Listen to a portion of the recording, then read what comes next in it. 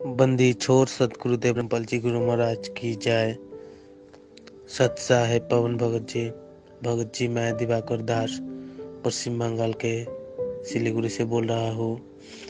भगत जी, मेरे मन में एक शंका है। शंका ये है कि परम पूज्य सतगुरुदेव रामपाल जी गुरु महाराज जी से दीक्षा लेने के बाद हम लोग क्या शादी करके स्त्री भोग कर सकते हैं? क्योंकि गुरुजी ने सत्संग में बोल रखा था है कि काल भगवान ने सतलोक में यही गलती किया था जिसके कारण उसको श्राप लगा है और सतलोक से निकल दिया था परमात्मा ने।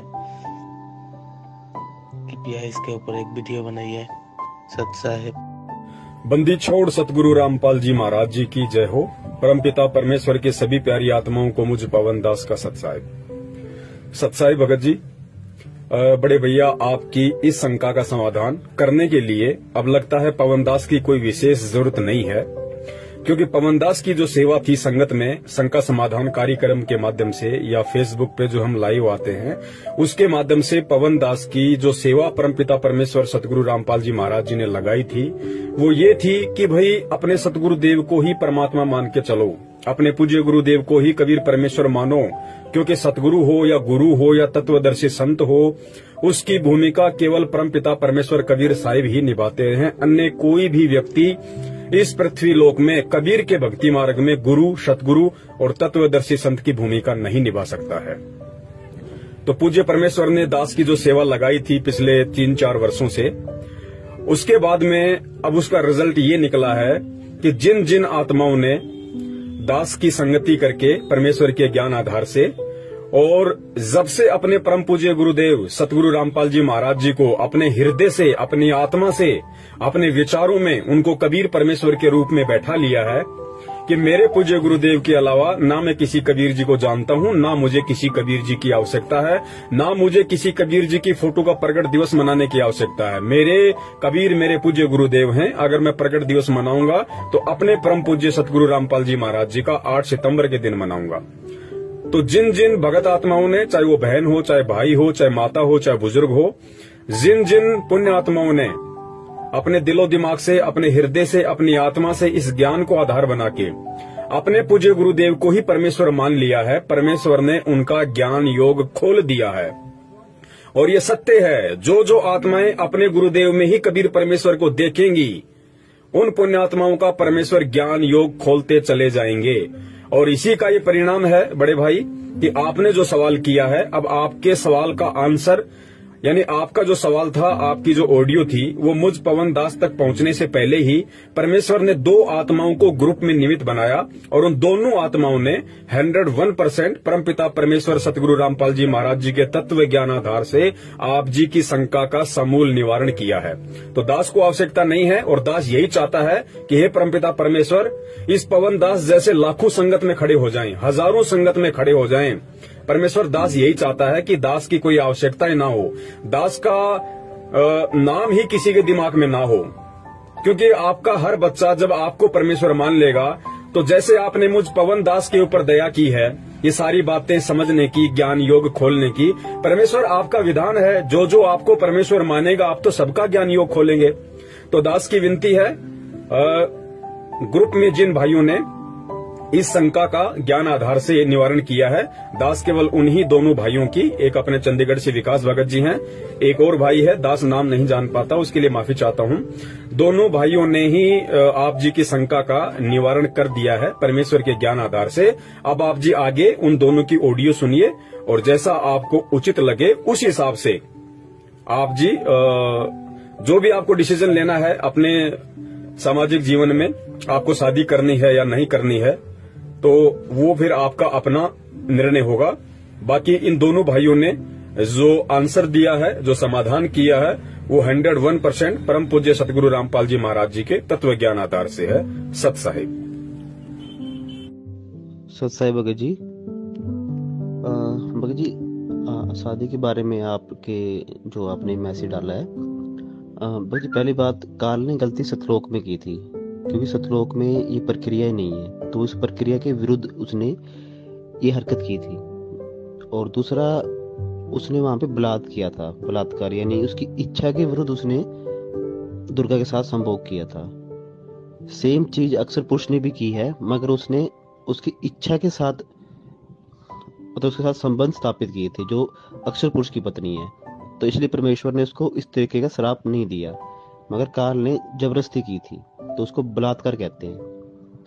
तो इस करके परमेश्वर ने, क्योंकि सतलोक में ये चीजें नहीं है, इस तरीके से मैथुन प्रक्रिया नहीं है, तो परमेश्वर ने उसको वहां से निकाल दिया। और रही बात, अब हम काल के लोक में हैं, अभी हम सतलोक नहीं गए भगत जी। तो परमेश्वर भी यहाँ पे आके काल लोक के हिसाब से ही सब लीलाएं कर रहे हैं। अब भगत जी, दुनिया की नजर में तो परमेश्वर ने भी आज शादी की हुई है, परमेश्वर के भी बच्चे हैं। तो भगत जी, तो आपके ऊपर निर्भर करता है। अगर आप मतलब कि शादी नहीं करना चाहते हैं तो ठीक है, अच्छी बात है, आप नहीं करना चाहते, आप अपनी मोह ममता आगे नहीं बढ़ाना चाहते, तो एक पहलू से ये बात भी सही है। अगर आपने परमेश्वर की ही भक्ति पे ही आरूढ़ रहना है जीवन भर, अच्छी बात है, पर आप इस चीज पे दृढ़ जरूर रहिएगा। और रही दूसरी बात भगत जी, अगर आप शादी करते हैं तो उसमें कोई बुराई नहीं है भगत जी। अब आपके किसी से संस्कार जुड़े हैं, ठीक है, वो संस्कार भी तो भगत जी आपके पूरे ही होंगे।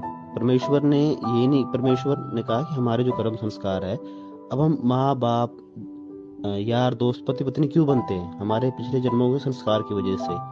किसी के रिश्ते अच्छे चलते हैं, खराब होते हैं, हमारे अच्छे बुरे आपस में संस्कार होने की वजह से। मगर परमेश्वर के शरण में आने से ये होता है कि वो चीजें हल्की हो जाती है। अगर वो पहाड़ जैसी संकट है तो कंकर जैसा बन जाता है। तो अगर आपके किसी के संस्कार जुड़े ही होंगे भगत जी, तो भगत जी वो होगा, परमेश्वर उसको हल्के में जरूर कर देंगे।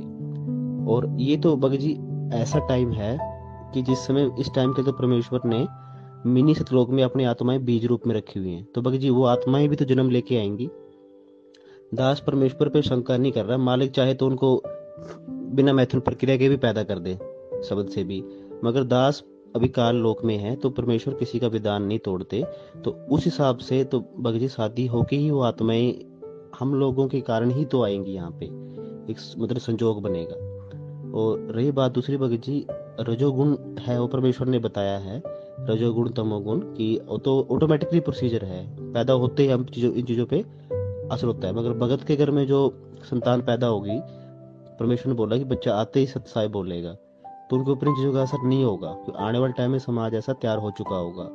और रही बात भगत जी, परमेश्वर ने 3 ताप का जो जिक्र किया है, ये 3 ताप में नहीं आता भगत जी, जहां तक दास को याद है 3 ताप परमेश्वर ने वो बताए हैं कि किसी जन्म में किसी ने हमें कोई श्राप दे दिया, या हमारा कोई हमसे देव या पितर रुष्ट है, या एक और चीज होती है कोई ऐसी, तो वो 3 ताप होते हैं भगत जी। ये हमारे आपस में जो संस्कार है, अब हमारे माता पिता भी तो भगत जी, एक ऐसी पत्नी भी एक रिश्ता है। तो और रही बात वासनाएं, तो भगत जी कंट्रोल करने से ही होंगे, चाहे आप सारी उम्र, चाहे आप कुंवारे रहें या आप शादीशुदा। तो परमेश्वर ने बताया है कि धीरे धीरे तुम्हारे विकार पूरे तरीके से खत्म नहीं होंगे, मगर इतने जरूर हो जाएंगे इस ज्ञान आधार से कि तुम उस पर काबू पा सको। परमेश्वर ने इसका एग्जाम्पल भी दिया है, जैसे चाकू होता है, वो तीखा होता है, मगर धीरे धीरे वो अगर उसको हम घिसाते रहे तो वो खूंड हो जाता है। तीखा जरूर है मगर वो नुकसान काट नहीं सकता। तो उसी तरीके से हमारे विकार बिना ज्ञान के ये बहुत प्रबल है, मगर ज्ञान आधार से धीरे धीरे ये बैठ जाएंगे, मतलब ये शांत हो जाएंगे, ये परमेश्वर ने बोला है। और गदास से कुछ अगर गलत बोला तो मालिक माफ करे। सत साहिब, जय बंदी छोड़ की। बंदी छोड़ सतगुरु रामपाल जी महाराज जी की जय हो। सच्चाई भगत जी, आप पूछे हो कि शादी विवाह करके क्या पति पत्नी का कर्म करना गलत है, तो दास पहले तो ये कहना चाहता सभी भक्त भाई बहनों से कि दास को वही बात आप मानना जो आपको परमेश्वर के ज्ञान, गुरु जी के ज्ञान से मेल खाती, जो परमात्मा ज्ञान से मेल खाती है वही बात स्वीकार करना। और कोई जाने अनजाने गलती हो जाए तो परमात्मा दास से माफी चाहता है और अपने भक्त भाई बहनों से माफी चाहता है। शादी विवाह करना गुरु जी ने गलत नहीं बताया है। वैसे तो गुरु जी ने संध्या आरती के, जो शाम की हम आरती करते हैं, उनके भक्ति बोध सरलार्थ में ये लिखा हुआ कि जति 2 प्रकार के होते हैं। एक तो वो जति होता है जो आजीवन बिना विवाह किए रहता है, विवाह नहीं करवाता, जो सौपन में भी दूसरी स्त्री को नहीं देखता। एक दूसरा जति वो का है जो विवाह करके केवल अपनी पत्नी तक ही सीमित रहे, दूसरी अन्य बहन बेटी के मन में सौपन में भी दोष ना लाए, वो एक जति होता है। जो अपनी पत्नी तक सीमित रहता है, एक दूसरा जति वो होता है। यदि शादी विवाह यदि गलत होता तो गुरुजी गरीबदास परमात्मा स्वयं कबीर साहिब जी, वो संत रामपाल जी हैं वैसे तो, यदि शादी विवाह करना गलत होता, यदि संतान उत्पत्ति करना गलत होता तो परमात्मा गरीबदास जी रूप में आकर शादी नहीं करते, क्योंकि उन्हें परमात्मा तो पहले मिले थे 10 वर्ष की आयु में, शादी बाद में की, बच्चे भी किए पैदा, वो तो एक लीला की। यदि शादी विवाह गलत होता तो गुरुजी परमात्मा ये लीला नहीं कहते, और आज भी संत रामपाल जी के रूप में आकर ये लीला की है, क्योंकि पाखंडियों के द्वारा ये मतलब एक भ्रष्टाचार, एक अंधविश्वास फैला हुआ था कि जो भगत होगा वो शादी विवाह नहीं करेगा, ये उन्होंने अपनी मनमानी चला रखी थी। इसी चौंध को तोड़ने के लिए गुरुजी हमें एक आम मनुष्य की तरह जीवन जी के भी दिखाते हैं। तो भगत जी दास को तो यही मालूम है कि यदि शादी विवाह गलत होता तो परमात्मा शादी ना करते गरीबदास जी रूप में आकर और संत रामपाल जी के रूप में आकर, ना वो बच्चा पैदा करते यदि ऐसा गलत होता तो। लेकिन हाँ, भगत भाई बहनों को ये ध्यान अवश्य रखना चाहिए, चाहे भगत हो चाहे बहन हो, कोई भाई हो चाहे बहन हो, भगत भाई, ये ध्यान अवश्य रखना चाहिए कि शादी केवल संबंध, शारीरिक संबंध के लिए नहीं की जाती। परमात्मा ने बताया कि ये रिश्ते हमारे 7 जन्मों के होते हैं, इसे प्रेम पूर्वक निभाना चाहिए। हमें केवल वो लालसा नहीं रखनी चाहिए कि हम बस वो भोग का आनंद ले, नहीं, ऐसा नहीं होना चाहिए। परमात्मा ने सत्संगों में भी कहा है कि शादी विवाह करना गलत नहीं है, ये हम भक्ति करते हैं, ये मंत्र जाप करते हैं, मर्यादा में रहकर यदि हम अपना कर्म, इंद्रिय कर्म करेंगे तो वो हमें नहीं लगेगा। और दूसरा उदाहरण ये है कि त्रिलोकीनाथ स्वयं कृष्ण जी भी, उनकी 16,000 रानियां थी, वो भी जति कहलाए। जति ज्यादा तो नहीं बताएगा दास थोड़ा सा बता देता है कि जब श्री कृष्ण जी की राज्य में दुर्वासा ऋषि आए थे, यमुना नदी के पार थे, दूसरे तट पर थे। कृष्ण जी का राज्य इस तरफ था और दुर्वासा ऋषि जी दूसरी तरफ थे। तो उनकी 16,000 रानियां थी, वो कहने लगे कि हम दुर्वासा ऋषि को भोजन कराने हम जा रहे हैं। तो श्री कृष्ण जी ने कहा कि वो भोजन नहीं करते, वो केवल पावन आ रही हैं। तो वो जिद करने लगी, नहीं हम तो जाएंगे। लेकिन बीच में दरिया थी, उन्होंने भी उनका समाधान पूछा, बीच में तो दरिया है, हम दरिया के पार कैसे जाएंगे। तो श्री कृष्ण जी ने कहा कि जब तुम दरिया पर जाने लगो तो ये कहना कि यदि श्री कृष्ण जी ने हम 16,000 रानियों के साथ भोग विलास नहीं किया है तो ये सदी नीचे उतर जाए, हमें रास्ता दे दो। तो वो वहां जा, और जब आने लगो दुर्वासा जी को खाना खिला के, तब ये कहना कि यदि दुर्वासा जी ने खाना नहीं खाया है तो ये पानी नीचे उतर जाए। तो वो इतना कहकर चल पड़ी, और जब वहां दरिया के यमुना के पास आकर खड़ी हुई और प्रार्थना करने लगी कि हे यमुना नदी, यदि श्री कृष्ण जी ने हमारे साथ भोग विलास नहीं किया है तो आप हमें रास्ता दीजिए। तो वो नीचे उतर गया पानी, उन्हें रास्ता दे दिया। तो वो रानियां भी चक्काचौंध हो गई कि श्री कृष्ण जी तो हमारे साथ रोज भोग विलास करते हैं, बच्चे भी हुए हैं। तो इस तरह एक तो ये उदाहरण है।